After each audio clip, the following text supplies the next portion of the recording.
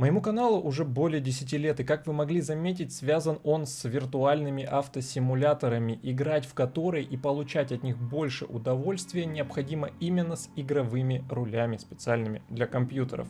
За все это время, за долгие, вот уже второй десяток лет, у меня было 4 руля. Это старый-старый мой самый первый Logitech. Затем у меня появился Logitech G29. Первый я, кстати, не помню даже как назывался.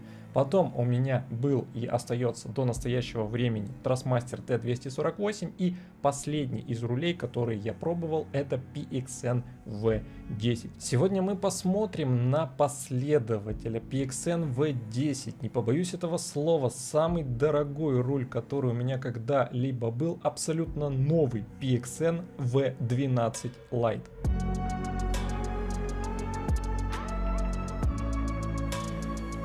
В своем телеграм-канале я выложил вот такой вот пост и попросил вас попробовать угадать, что же в этой коробочке, которая мне пришла совсем недавно. И насколько я помню, по крайней мере на тот момент, когда я смотрел последний раз комментарии, всего лишь один человек точно угадал, что это PXN V12. Правда, не Lite, просто написали V12.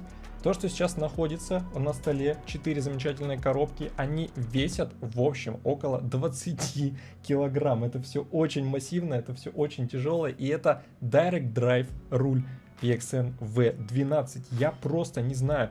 Огромное спасибо, во-первых, компании PXN за то, что предоставили мне такую красоту, потому что сам я себе бы, наверное, уж точно никогда такое не позволил. Давайте затягивать не будем. Сегодня будет очень долгий обзор, поэтому запасайтесь вкусняшками. Мы тут надолго. Давайте начнем, собственно, с распаковки всего этого. Я как-то постараюсь это уместить все в одном ракурсе, но, само собой, я буду все тебе показывать покрупнее.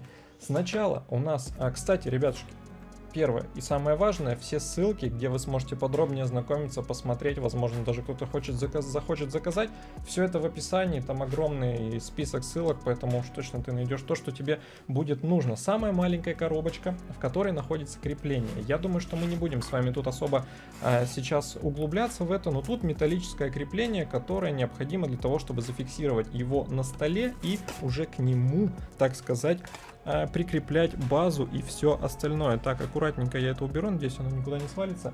Поехали дальше. Короче, все здесь в лучших традициях симрейсерских всех этих штук. То есть, как я привык к бюджетным рулям, ну, плюс-минус бюджетным. То есть, это одна коробка и все в ней. Здесь все по законам симрейсерских вот этих вот всех девайсов. То есть, коробка с базой, коробка с рулевым колесом и коробка с педалью.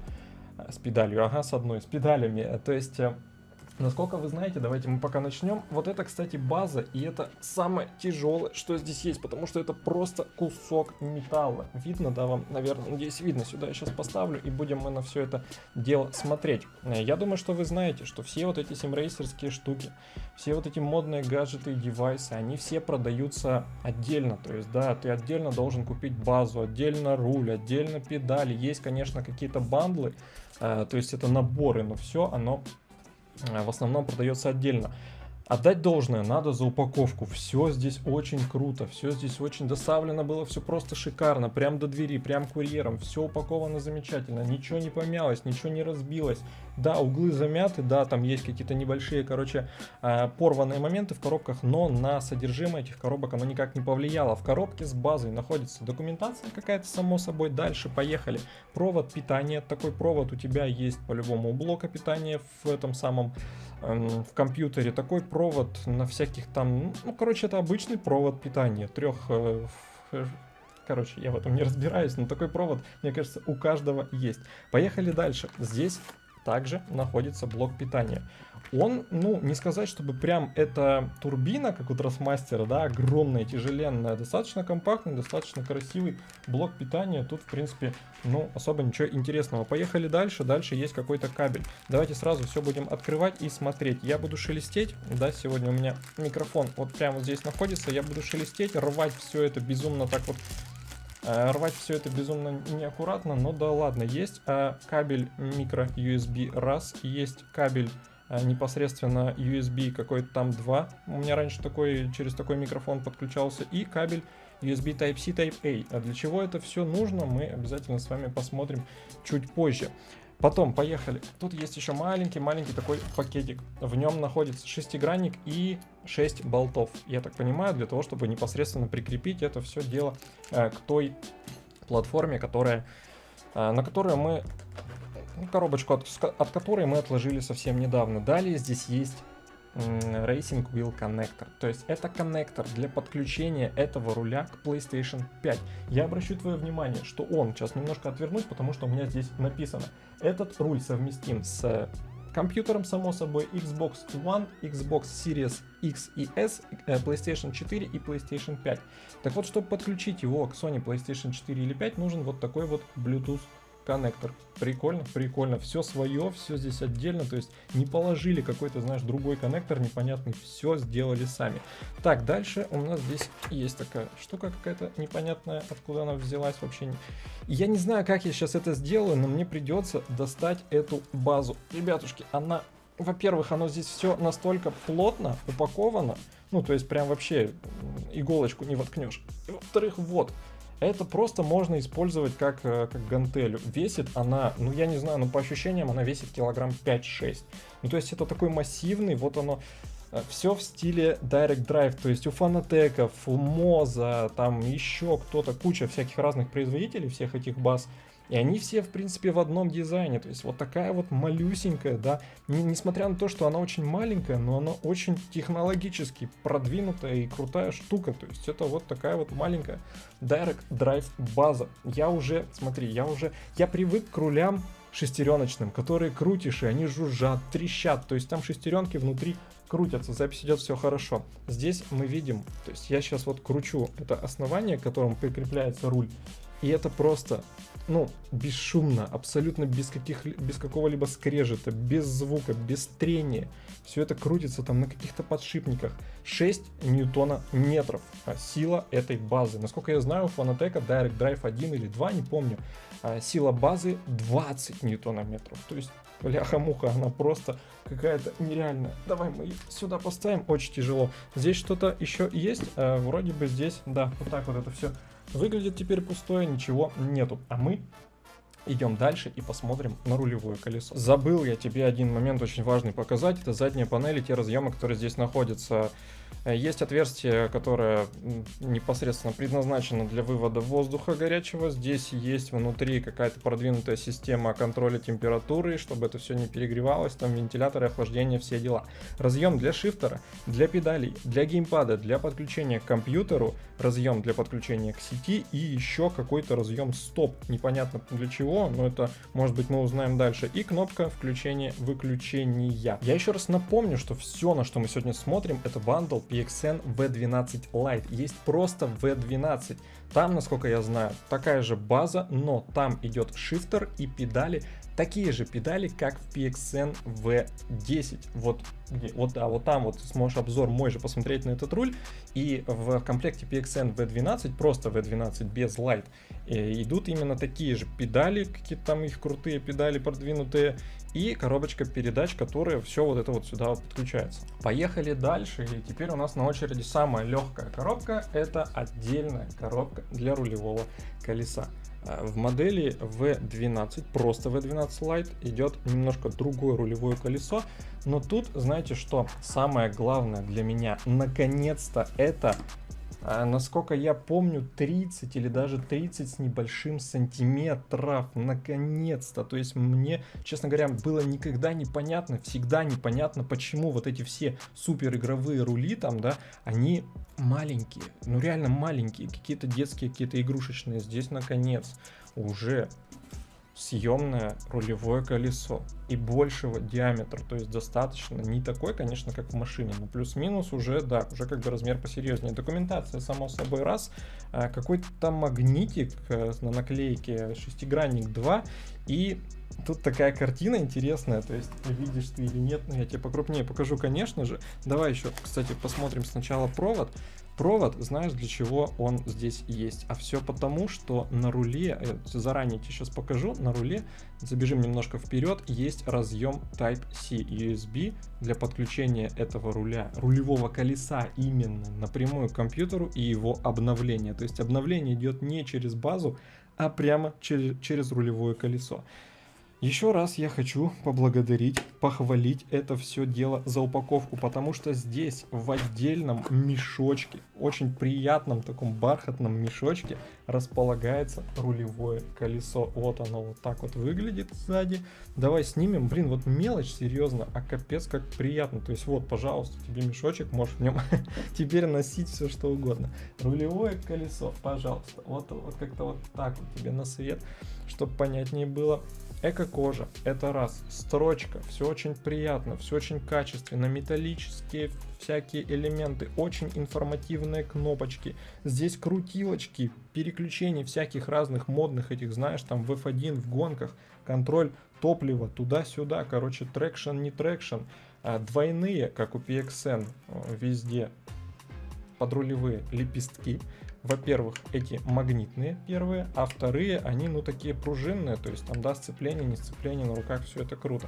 Здесь все. Тут, кстати, есть еще сверху LED-панель RGB, не знаю, какие функции она исполняет, но я осмелюсь, так сказать, предположить, что это типа обороты, знаешь, зеленое, желтое, красное к серединке, когда надо переключаться. Не знаю, кто когда на них смотрит, но тем не менее, ладно, все здесь, короче говоря, в наклеечках, не в наклеечках, а в защитных пленочках. То есть сзади тут тоже модная вот такая металлическая штука, и там за ней непосредственно какие-то коннекторы, которые закрыты, само собой заклеены, чтобы все это дело лишний раз при транспортировке не испортилось, не поломалось, потому что здесь очень все очень и очень серьезно. Срез снизу, само собой, да, все это гоночное, все это крутое, и, ну, блин, очень хочется на самом деле скорее уже это дело испытать на деле. Ну а мы движемся дальше. Последняя коробка, наверное, вторая по тяжести после базы, это педали. И педали вот выглядят так. На мой взгляд, я думаю, что вы многие знаете, если не видели, посмотрите, ну, хотя бы мой обзор на PXN V10 и какие педали были там. Да, они очень крутые. Их очень хвалят за их техническую составляющую. Но, по крайней мере, на мой сугубо личный взгляд, по моему мнению, внешняя эргономика у них, ну, такая, знаешь, какая-то нарошничная, если ты такое слово знаешь, то вот, да. Это мнение мое, поэтому кто-то может с ним не согласиться. Да, я согласен, что они очень крутые, у них там кастомные пружины, педали и так далее, но в модели PXN V12 Lite, в отличие от V12 обычного, идут вот такие вот педали. Потому что. Почему? Не знаю. Короче, поехали. Да, все это тяжело, тоже очень. Открывается оно по-другому. И знаешь, что меня удивило? Еще раз, да, упаковка, само собой, все это очень круто. Первое, что нас здесь встречает, это вот такая вот цельно-металлическая пластина. И я-то подумал, что я открою коробку. Изначально, когда я ее увидел, я подумал, а как же там высокие такие педали в такой тоненькой коробке умещаются? А оказывается, здесь все собери сам. То есть вот тебе конструктор, пожалуйста. Это, ну, подставка для ног. Все верно, чтобы как бы было к чему крепить эти педали. Дальше у нас пошли опять пенопласты, поролоны и все, что с этим связано. И здесь нас встречают лежащие 3 педали. Очень круто, что их именно 3 здесь, потому что даже в каких-то дорогущих фанатеках они обычно делают 2 педальки, просто и делать даже что хочешь. Документация, само собой. Дальше мы видим, да, понимаем, что это конструктор еще вот по такому мешочку. Здесь есть какие-то болты, какие-то наклейки, какие-то шестигранники. Есть даже ключ, ты понимаешь? Ключ разный, я так понимаю, что может быть на 8 и на 10. Это все очень хорошо. Есть провод, да, проводочек, который нужен для того, чтобы... Тут, по-моему, даже не один провод. Тут их раз, коннектор, 2 коннектор, 3 коннектор и 4 коннектор. Кстати, они походу питаются тоже отдельно. Очень много проводов. На мой взгляд, это все достаточно таки сложно. Поехали дальше. Здесь есть вот такая вот интересная вещь. А это кастомная пружина. Насколько я знаю, пружина тормоза, которая делает его еще более тугим. Ну, то есть обычно, да, бывает такое, кошку, если кто-то слышит, пожалуйста, простите, не обращайте на нее внимания. Очень часто, да, в Трасмастерах, в PXN, да, в Фанатеках идет дополнительная педалька с такой вот проставочкой для того, кому необходим более жесткий тормоз. И здесь оно тоже все есть. Ну и сами педали. Они подписаны все, где тормоз, где сцепление, где чего. И все это надо подключать, как-то собирать. Но выглядит это все цельный металл. Ну не цельный, но это все полностью металлические накладки, сами основания. И все это металлическое. Пластик здесь в хорошем смысле. Вообще про пластик здесь забыли. Короче, они кастомные, то есть их можно ставить как угодно. Так, на кокпит, куда хочешь вообще, в каком положении тебе удобно, ты можешь их закрепить, потому что они здесь все идут отдельно. Давайте мы их все достанем. И они, насколько я вижу, да, они одинаковые. Две педальки такие. И педаль газа, она, да, она по классике немножко другого, более такого, с большей, так сказать, площадью. И вот это вот такая вот красота. Короче, мы сейчас давайте будем с этим всем закругляться. Видели бы вы, что у меня тут происходит. Я сейчас буду, не знаю, сколько все это собирать, и потом мы с вами все это протестируем, посмотрим, я покажу вам в сборе, поделюсь впечатлениями. Ну и само собой мы зайдем в ту игру, в которой мне очень интересно посмотреть на то, как вообще, что из себя представляет Direct Drive. Потому что до этого момента я это видел только на картинках, только на видео и только по рассказам. Все, для вас это буквально секунда, для меня это пока что не знаю сколько, расскажу сейчас. Итак, ребятушки, перед тем, как начать вам все рассказывать, еще один очень важный момент. У меня нету задачи расхвалить этот руль, точнее только его расхвалить. Мне так не сказали, когда его прислали, и я с вами сегодня делюсь, собственно, как и всегда, искренними и своими личными впечатлениями. Короче, установил я это все. Когда я распаковывал, вот буквально для вас это было пару мгновений назад, я в обилии вот этих всех болтов, гаек, шестигранников, ключей, в обилии этой фурнитуры думал, что мне придется тут возиться часа полтора, и я просто утону во всех этих инструкциях. Но веришь ты мне или нет, я не открыл ни одной инструкции, потому что все максимально интуитивно понятно. Куча деталей еще осталось, потому что куча болтов там, я так думаю, что нужны еще для специализированного кокпита, но тем не менее.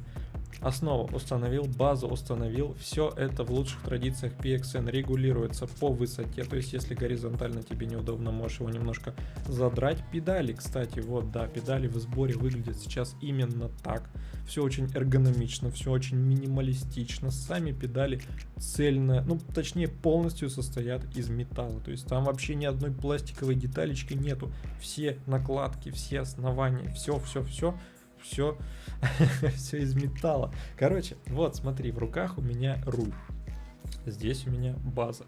Я посмотрел, как это делается, сопоставил. Она сейчас выключена, она подключена, горит зелененький огонечек, она подключена к компьютеру, подключена к сети, но тем не менее сама по себе еще не включена. Нужно тут, как я понял, сопоставить вот так вот две стороны, то есть руль и базу, взять это как-то вот поудобнее и, короче говоря, вот так вот на себя колечко, опачки, все, вот на той камере ты сейчас видел.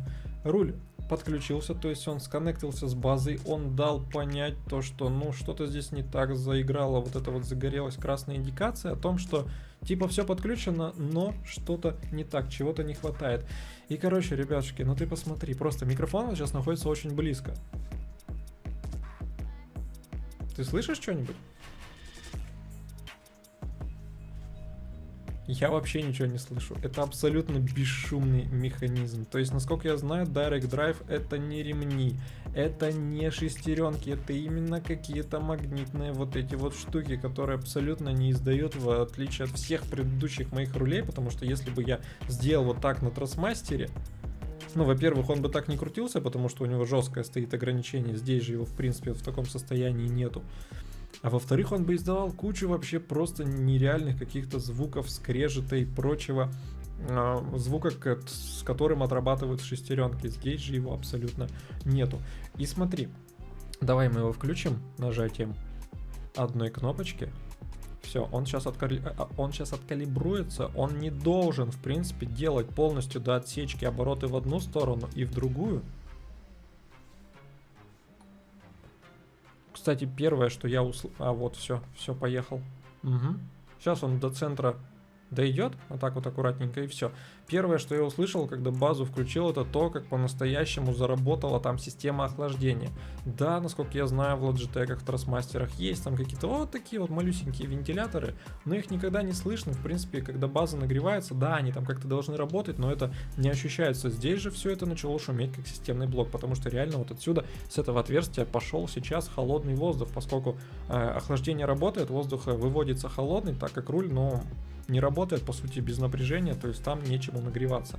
Потом, когда это все будет использоваться, я думаю, что воздух оттуда уже пойдет потеплее. Я вижу здесь обилие просто всяких разных кнопок, и ты можешь заметить, что нету привычной крестовины. Ее роль здесь выполняет вот такой вот маленький джойстик, который на 360 вращается, как грибочек на геймпаде. Также эта кнопка еще нажимается, и для, допустим, назначить на нее какой-нибудь обзор, да, вот там в кабине или в салоне автомобиля было бы очень просто замечательно. Лепестки, как мы и говорили ранее, двойные, то есть верхние, они обладают одиночным нажатием, одиночным контактом, и они магнитные.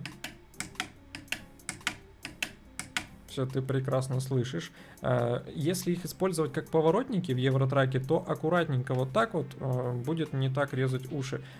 Если их использовать в симрейсинге, да, в автосимуляторах, как переключение передач, то, ну, всех ты у себя в округе заставишь проснуться. Короче, нижние подрулевые лепестки, они вот они как пружинные, то есть я не могу его так нажать, да, как, ну, короче, ты понял, он работает как педаль, грубо говоря, как сцепление, как вот это вот все очень плавненько. Теперь перейдем к настройке этого руля. Помимо того, что есть программа PXN Racing для компьютера, здесь все это дело настраивается еще и через приложение PXN Wheel на телефоне. В этом приложении вы можете отрегулировать force feedback базы, вы можете отрегулировать отдельно угол поворота руля. Кстати, на минуточку, максимальный угол поворота у этого руля 1600 градусов. Если у большинства рулей, у 90% более-менее нормальных рулей, ограничение в 900 градусов по 1,5 оборота в каждую сторону просто до отсечки, то тут, как мы уже успели заметить, никакой отсечки нету,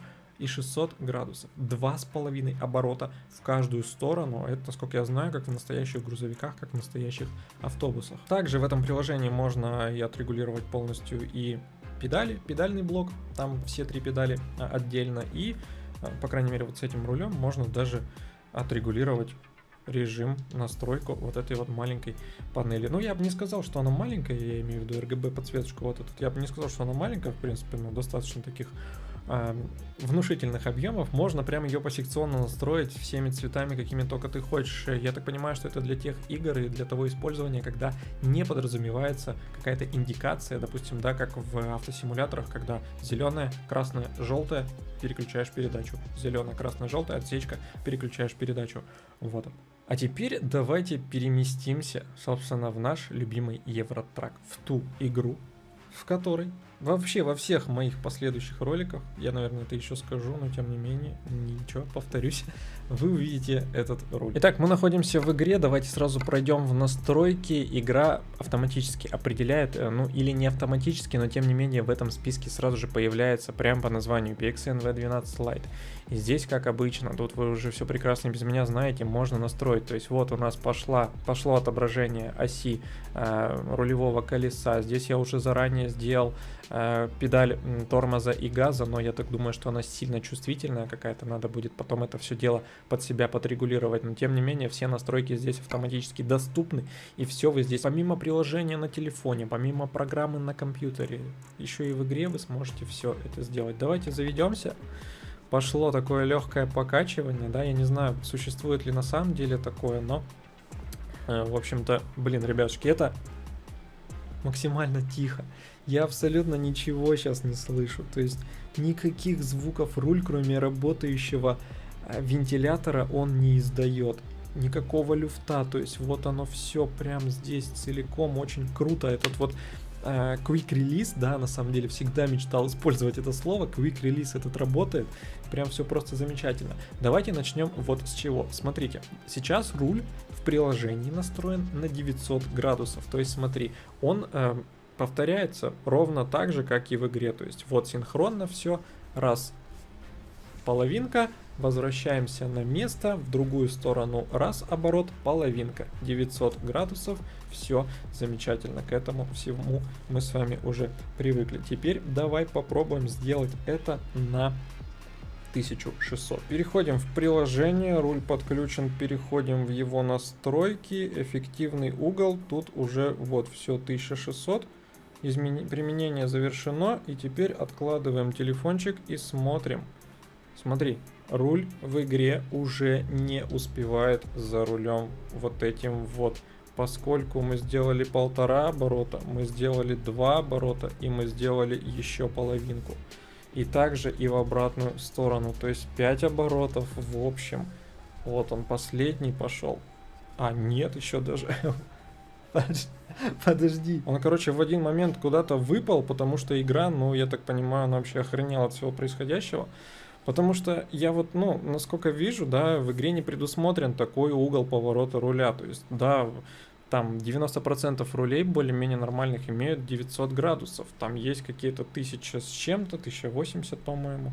Этот же у нас можно максимально настроить на 1600, да. И это тогда придется рулем, ну, по-настоящему вот так вот елозить из стороны в сторону, чтобы совершить, допустим, даже небольшой угол поворота. Ладненько, смотри, давай мы вернем, чтобы это все зрительно было понятно. Мы вернем все на 900 градусов. Вот оно, пожалуйста. Вот оно все отрабатывает.